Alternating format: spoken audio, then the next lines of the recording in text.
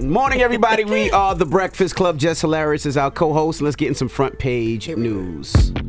Tesla Figaro, good morning. Good morning, DJ Envy, Charlamagne, and the beautiful Jess Hilarious. Thank you, Say.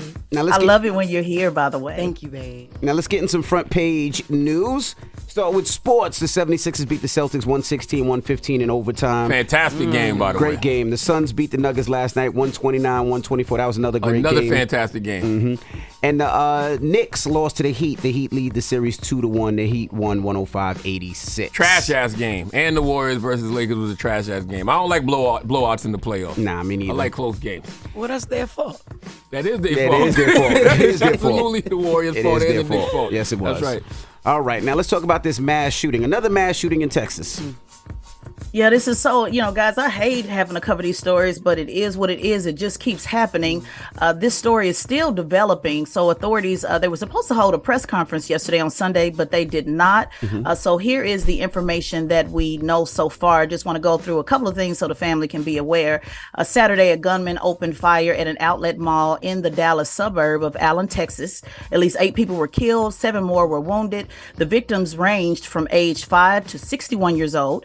The gunman has been identified as 33-year-old Marcio Garcia. He was armed with an AR-15 style rifle yet again, and had at least one other weapon, multiple weapons in the car. He was dressed in tactical gear, and he was a former security guard, and he received firearms training in that role.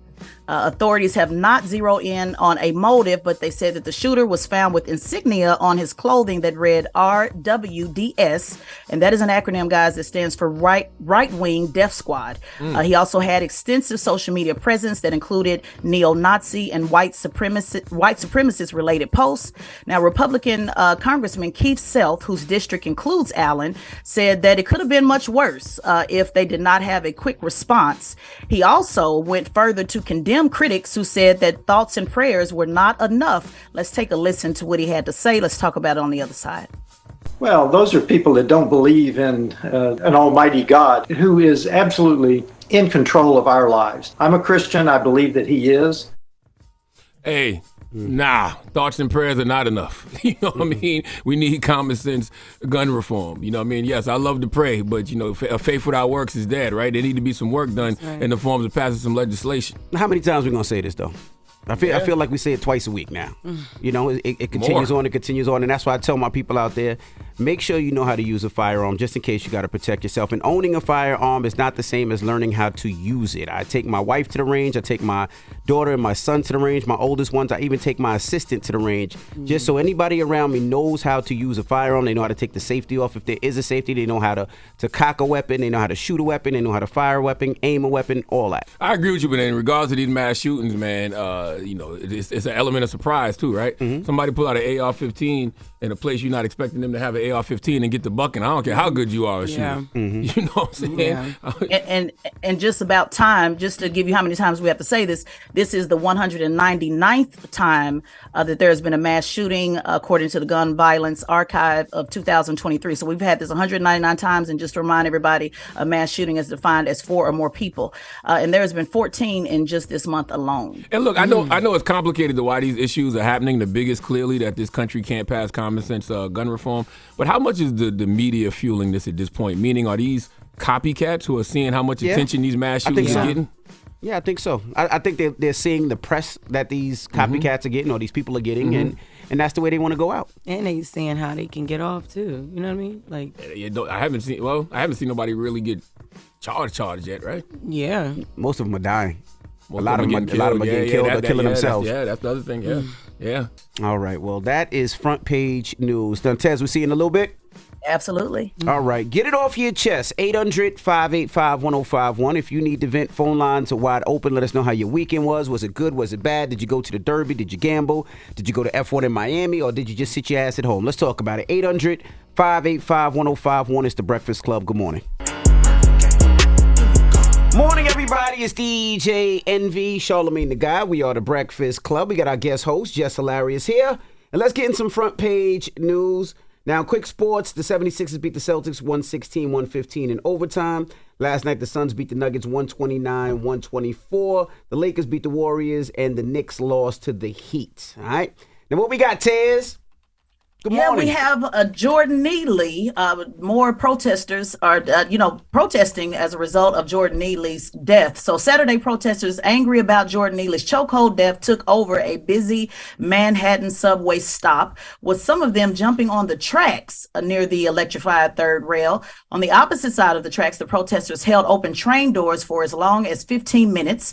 One protester said that officers used excessive force and that it was an abuse of authority. Now, the NYC Transit President Richard Davey said that while peaceful protest has always been a part of the American fabric, endangering transit workers and other responders while also delaying New Yorkers just trying to get to where they're trying to go by deliberately risking contact with an electrified third rail is unacceptable. And I agree with that, guys. What do you say? Jumping on the tracks, I'm all about protests, but jumping on the tracks is ridiculous. Yeah, I'm all for a peaceful protest, but to jump on the track to get hit by a train, because those trains just can't stop. It's not like they got, car brakes and they can stop at the drop of a dime. You're going to get hit. And not only that, that third rail will electrify the ish out of you and kill you. So peaceful protest, not a problem. But if you want to kill yourself or kill others, that's just dumb. That sounds to me like they didn't think this protest through. No. Like, there's no way in hell I'm jumping on the tracks, to protest. Like, the train didn't do anything to me. No. It's not the train. You know what I mean? It's not the train's fault. And you can't beat the train. No. Yeah, it was wild. And, one of the things they're still waiting on is Mayor Eric Adams to make a decision. And he said he is waiting on Manhattan District Attorney Alvin Bragg to complete his investigation before making an assessment. And that's one of these things about social media. When you show, when the video goes out and we watch someone who died, people want an immediate response, but an investigation still has to go on. And so those two things kind of always clash. People want you to move faster, make a decision, make an arrest, at the very least.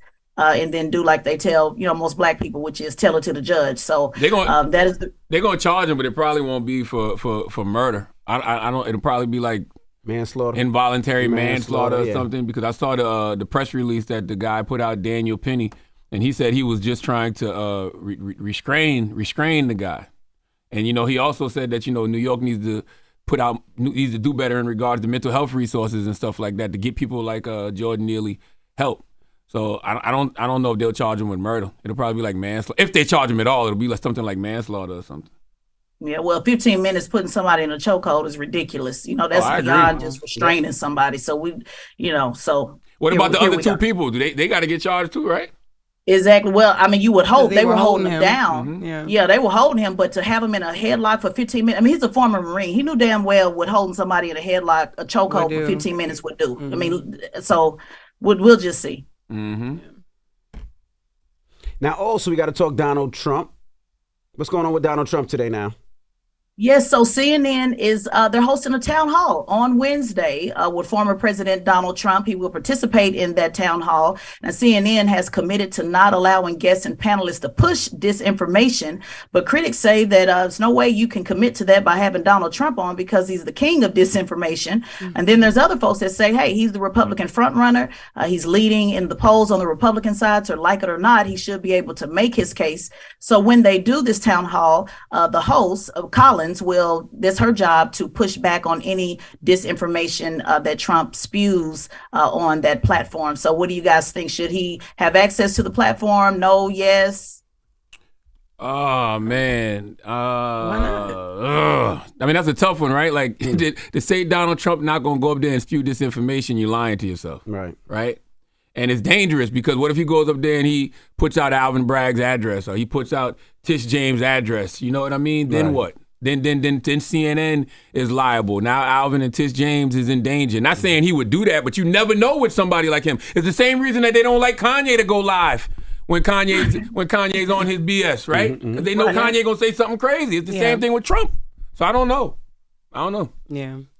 Yeah, because it is live. So we know it's going to bump up the ratings for sure. So some folks are saying they're doing this just for ratings, and others are saying that you're not considering the danger, like you said, Charlamagne, of Trump going live. Oh, it's definitely just for ratings. And it shows how easy, these so-called pro-democracy institutions will fuel and normalize the fascists.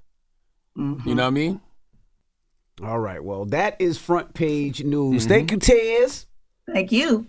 All right, now, when we come back, let's open up the phone lines, 800-585-1051. It's The Breakfast Club. Good morning. Wake that ass up. In the morning. The Breakfast Club.